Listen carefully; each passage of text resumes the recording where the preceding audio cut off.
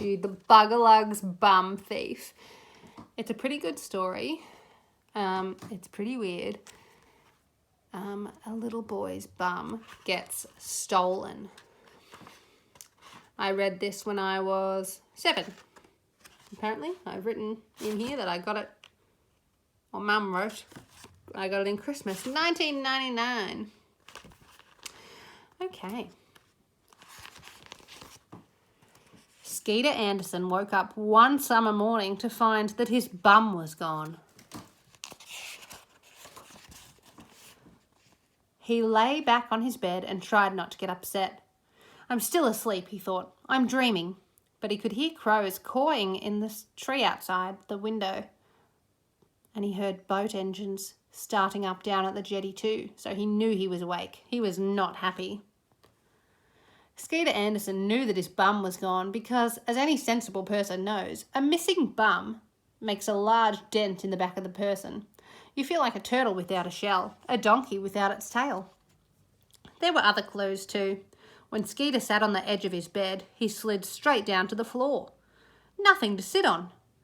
Walking from his bedroom to the kitchen, he lost his pyjama pants. There was nothing to hold them up.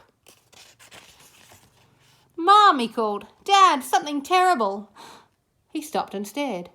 His mum and Dad were eating breakfast on the floor. Morning, Skeet, said his mum. Skeeter's mouth dropped open like a truck door. Ahem, said Skeeter's dad, sounding very embarrassed. We seem to have lost our bottoms in the night. Finding it hard to sit on our chairs. Useful thing, a bottom, when you think of it. Skeeter's parents went on eating their toast and drinking their tea. Don't be late for school, said Skeeter's mum. Skeeter lived in a small town by the sea. The town was called Bugalugs.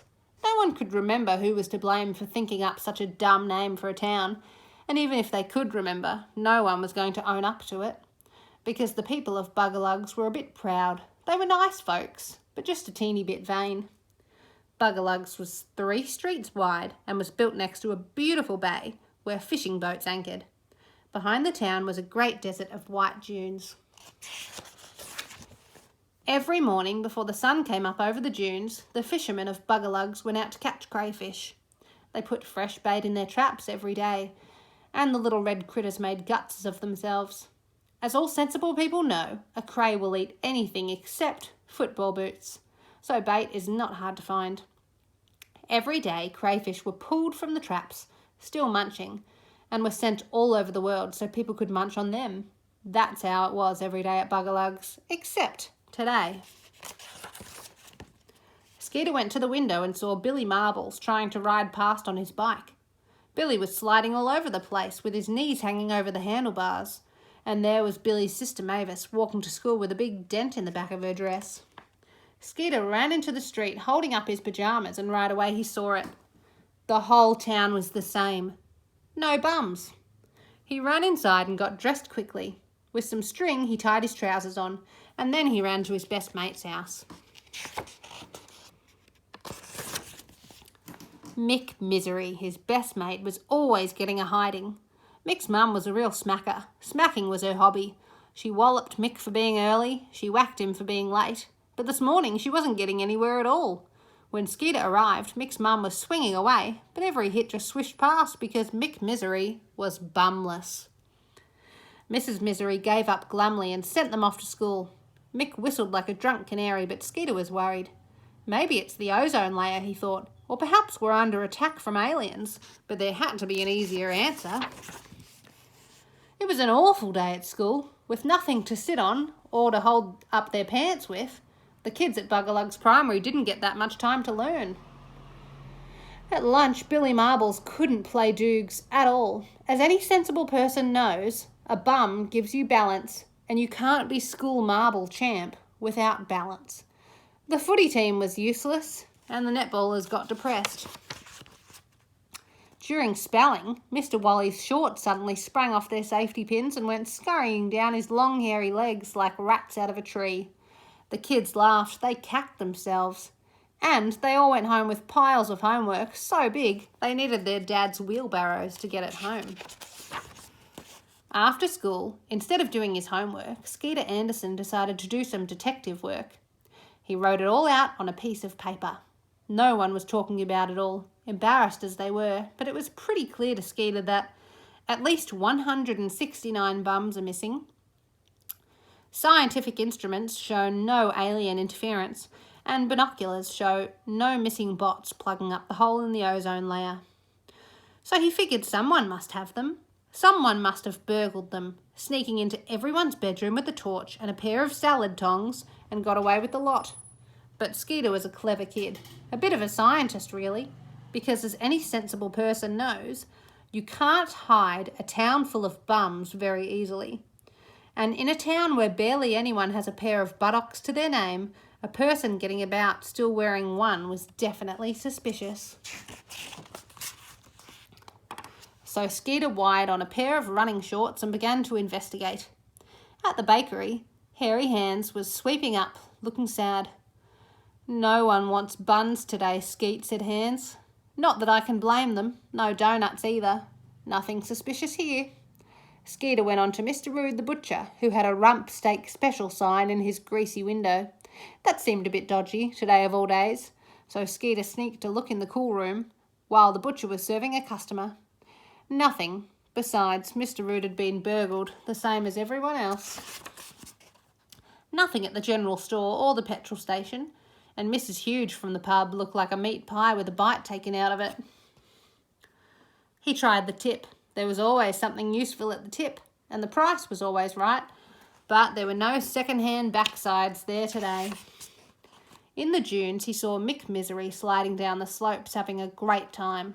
Skeeter kept out of sight. Mick was the only kid in town enjoying not having something in the back of his shorts, and Skeeter didn't want to spoil his fun. Through the streets of Bugalugs, Skeeter Anderson ran. Dog snapped at him, but missed him by a margin. There was nothing suspicious at all, though the number missing must be about 400 or more by now, he figured. Down at the beach, windsurfers complained that their wetsuits were turning into sails, and the girls in bikinis had to wear suspenders. The seagulls laughed. Skeeter looked at them hard and long, but they didn't look fat enough to be the culprits. Fishermen stood around looking miserable. They'd all been seasick today and had come in early. As any good fisherman will tell you, bums equal balance. But someone on the jetty caught Skeeter's eye. A fisherman, big and gruff-looking with tattoos on his arms and a belly under his singlet like a beer barrel, walked past, and Skeeter's hair stood on end. Aha! Follow that bum. Skeeter followed all the way up the beach and down a sand track, which led to a big shed with a truck parked out front. There was the smell of oil and stinky fish and rotten crays, but also a strange pink smell he couldn't quite name. The man slid the shed door open and went in. All the big black greasy blowflies that had been sticking to the door suddenly pounced on Skeeter, who was trying to hide behind the truck. Slowly Skeeter crept forward until he reached the door and put his eye to the crack. What a sight! He turned and ran like fury. Constable Coma was asleep as usual when Skeeter came busting into the police station, but he woke up quickly. "Strike me pink," said the constable. "Someone's stolen me." "Everyone," said Skeeter. "Follow me." They pounded off to the shed, though not very quickly, because Constable Coma kept losing his pants and handcuffs and just about everything else on the way. People noticed them. It wasn't often they saw a policeman running anywhere, so they followed. Soon the whole town was on their trail. It was getting dark when they got to the shed. Skeeter, Constable Kona, and the whole population of Bugalugs. There was a light on inside. Skeeter pulled the door open and everyone roared. There it was, a gigantic stockpile of human bums, bottoms, backsides and buttocks reaching almost to the roof. 496 units, all still in good condition, though some were in better shape than others. "Blue Murphy!" The fisherman sat down looking ashamed. "Why do you need 496 bottoms, for goodness sake?" asked Constable Coma. "For bait," said Skeeter Anderson.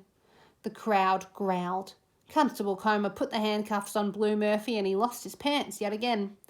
"Righto, everyone can come inside and claim their own property." But the people of Bugalugs hummed and hawed and shuffled their feet. They got a bit embarrassed. "Someone turn the lights off," said Skeeter. And when the lights were out, everyone went mad.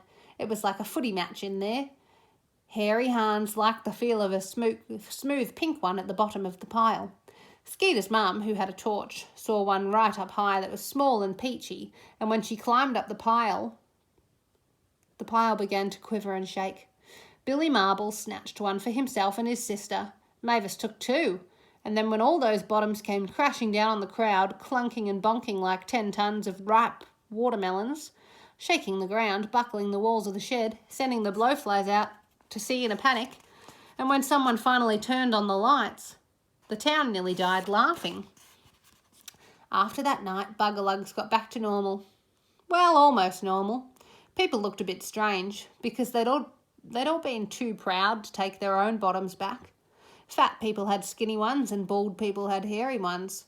People pretended to be happy with their new choices, but really they were miserable. It was uncomfortable, unhygienic, and altogether unsavoury, like wearing someone else's false teeth. So next Saturday, Skeeter organised a swap meet in the town hall and everyone got their own back. All except Skeeter's best mate, Mick Misery. Mick did a special deal. He bought blue Murphys for 28 cents and 3 black marbles. It was too big for him by far, but it was as hard as a brick, and his mum gave up smacking him overnight. Everyone was grateful to Skeeter Anderson. They bought him a rump steak, buns and donuts, and they always thought of him as the kid who caught the Bugalugs bum thief.